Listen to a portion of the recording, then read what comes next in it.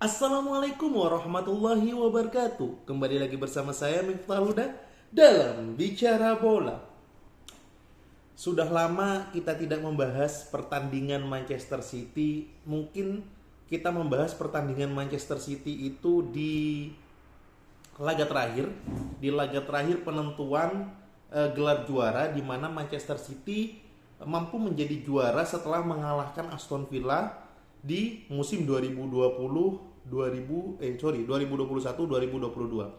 Nah, sekarang adalah awal permulaan Liga Inggris musim 2022-2023, di mana musim 2022-2023 dimulai pada tanggal minggu pertama di bulan Agustus. Nah, sebelum liga mulai biasanya ada namanya Community Shield, di mana siapa yang menjuarai liga di musim sebelumnya dan FA Cup di musim sebelumnya akan diadu untuk memperebutkan Community Shield ini.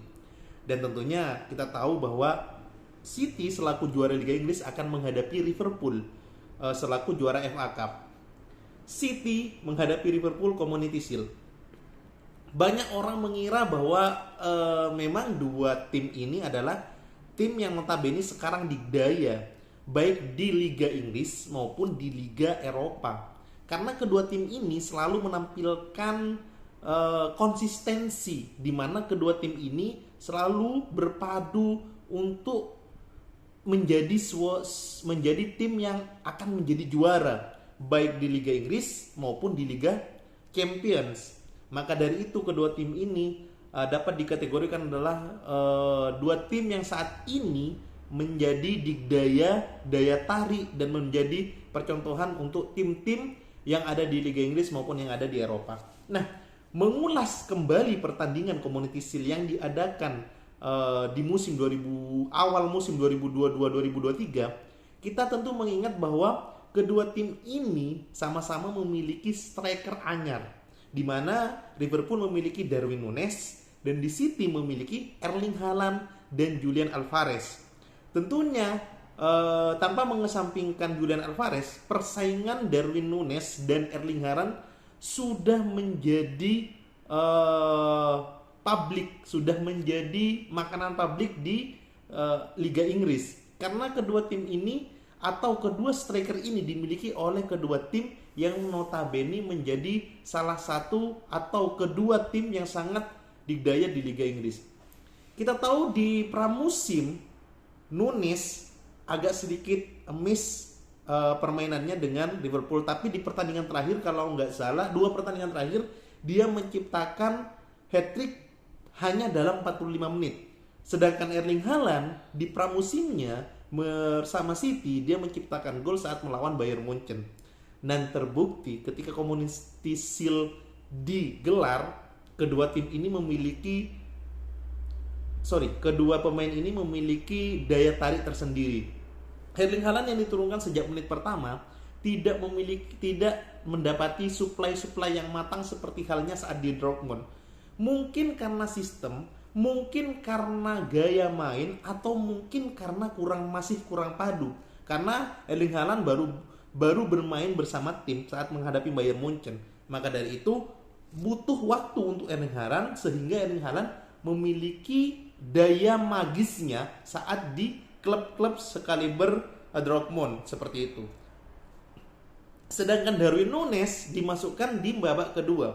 Tapi secara overall pertandingan City dan Liverpool sama-sama sangat baik. Kalau City di babak pertama dia mengandalkan 4-3-3-nya seperti yang City biasa lakukan, tapi sekarang dengan nomor 9 murni. Yang dulu biasanya City hanya false 9, sekarang nomor 9 murni. Akan tetapi nomor 9 murni City yang dipegang oleh Erling Haaland tidak mendapat supply, tidak mendapat dukungan dari lini tengah maupun lini sayap dari City. Kevin De Bruyne yang underperform maupun Riyad Mahrez serta Jack Grealish yang hanya mengotak-atik pertahanan lawan tapi tidak memberikan umpan matang kepada Erling Haaland, sehingga membuat Erling Haaland agak sedikit terbengkalai di depan, di mana Joel Matip dan seorang Van Dijk mampu menjaganya.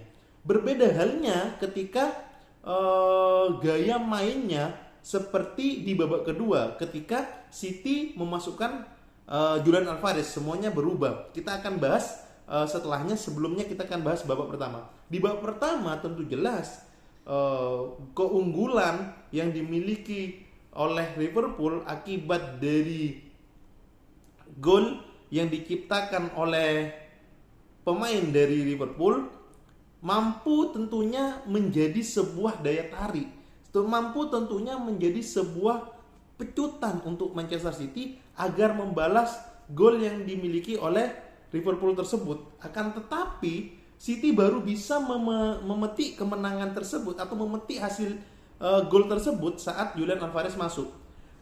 Kita tahu bahwa City ketika menghadapi tim-tim yang notabene menyerang seperti Liverpool, City akan lebih hati-hati. Dan terbukti di pertandingan tadi malam, City tidak mempunyai daya untuk menyerang total. Setelah gol dari Liverpool, barulah City mampu menguasai pertandingan. Tetapi City tetaplah City, di mana City pada dasarnya menguasai pertandingan untuk menciptakan banyak peluang. Namun apa yang terjadi setelah banyaknya peluang di babak pertama, City tidak mampu memanfaatkannya. Akhirnya di babak kedua, setelah Julian Alvarez masuk menggantikan lini sayap dari kedua sayapnya, yaitu Riyad Mahrez dan Jess Grealish, Phil Foden dan Julian Alvarez masuk, pasti City lebih didaya lagi. Alhasil umpan atau tendangan muntah dari Phil Foden mampu diselesaikan oleh Julian Alvarez. Skor 1-1. Setelah Julian Alvarez mencetak gol, Kevin De Bruyne ditarik. Mungkin karena Kevin De Bruyne underperform, maka dari itu ditarik menjadi kombinasi 4-4-2 dengan White. City terakhir kali menggunakan itu Pep Guardiola pada saat musim pertama menggunakan 4-4-2 saat Gabriel Jesus dan Aguero bermain bersamaan. Dan City menggunakan 4-4-2 kayak gini seperti musim 2011, 2012, sampai 2013-2014 pada saat zamannya Roberto Mancini. Dan saat itu memang striker mobile-nya yaitu Sergio Aguero atau second strikernya Sergio Aguero mampu gacor diduetkan dengan Dzeko maupun dengan Balotelli maupun dengan Tevez. Dan terbukti tadi malam City menggunakan 4-4-2 seperti yang sebelumnya atau City di musim-musim kebangkitannya di 2011. Akan tetapi bedanya adalah City dengan 4-4-2-nya yang diterapkan oleh Pep Guardiola menempatkan dua striker murninya di sama-sama di depan. Walaupun seorang Julian Alvarez mampu mobile, akan tetapi sayapnya tidak mampu membaur ke dalam atau turun ke lini tengah seperti layaknya David Silva maupun Samir Nasri pada musim yang lalu pada saat kebangkitan 2011-an.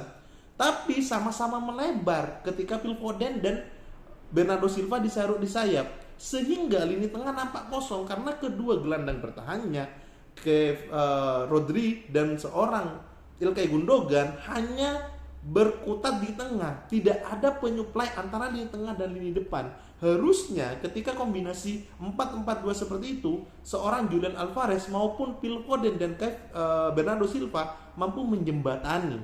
Akan tetapi tetap saja City tidak meraih kemungkinan untuk hal tersebut, sehingga melalui counter attack mengakibatkan penalti yang mengakibatkan handsball oleh seorang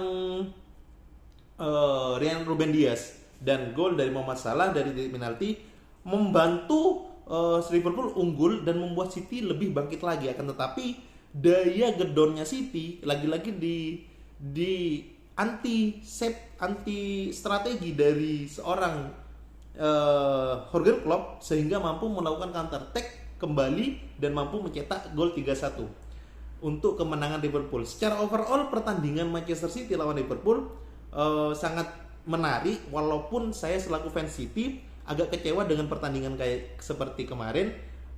Akan tetapi dengan gaya main seperti itu kita dapat tahu bahwa ke Erling Haaland maupun Julian Alvarez mampu untuk membuat tajinya di Liga Inggris di musim ini. Walaupun kita tahu bahwa Haaland tidak mampu mencetak gol melalui bola muntah, hanya memenai mistar, tapi sungguh kredit poin karena Haaland masih belum mendapatkan suplai dari lini tengah maupun dari lini sayap. Tapi untuk Liverpool sangat bagus dalam posisi bertahan dan menyerang. Compact defense-nya luar biasa. Jurgen Klopp memang mantap. Semoga City di pekan pertama sampai pekan terakhir menjaga konsistensi dan terus mengalami kemenangan dan kemenangan.